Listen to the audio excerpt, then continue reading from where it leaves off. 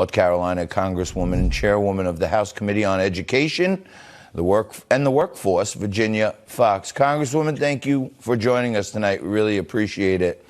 Delighted to be with you. So President Biden says he'll meet Speaker McCarthy next week, but he refuses to talk about the debt ceiling, claiming non-negotiable. What do you think?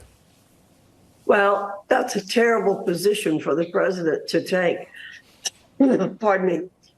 Because we've done our part. We've passed the debt ceiling bill. Now it's his turn and the Senate's turn to come to the table and negotiate. The president said at the beginning there'd be no negotiations.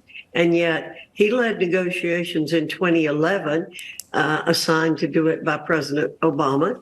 And we had a good outcome from it. So now he wants the tables to be turned on us and say no negotiations. Again, we've done our part. Limit, save, and grow. That's the plan that we have with the debt ceiling. And that's a key to our gaining control of our economy.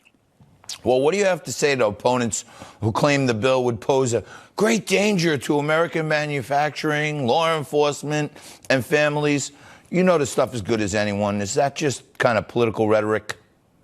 What's posing a great danger to our country, current and future, is the Biden administration. Everything that the Biden administration is doing is wrong.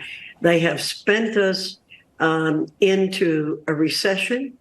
They have cut off our energy supplies, and they are making horrible decisions on foreign affairs. So everything about the Biden administration is what's wrong. And what we need is to administer the policies that Republicans are putting forth. Absolutely. And we're very optimistic about what we put forward in the Limit, Save, Grow program that we put forward in the debt limit. Got it. Yeah. So I want to turn to education for a minute here, Congresswoman. Sure. You and your colleagues in the House GOP grilled the president of the American Federation of Teachers, Randy Weingarten, this week. And for me, you could have grilled her even more. This after a report came out that the teachers union did, in fact, influence the CDC on reopening schools.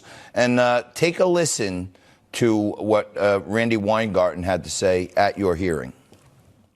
We know that kids learn best in person, so opening schools safely, even as the pandemic surged, guided the AFT's every action. And I'm grateful to set the record straight. From the earliest days of COVID, the AFT knew that safety was the pathway to opening schools and keeping them open. We, along with parents and administrators and health officials, we needed clear science-based guidance to keep students and staff safe in school. Congresswoman, what say you about this testimony? Oh, she sounds so reasonable as she's talking.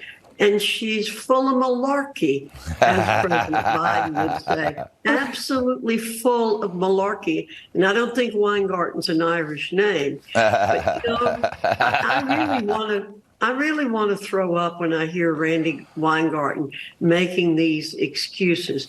All they cared about was keeping the schools shut down. That's right. The Biden administration, the unions, the leadership of the unions, they always work together on everything, and it's never for the good of the people.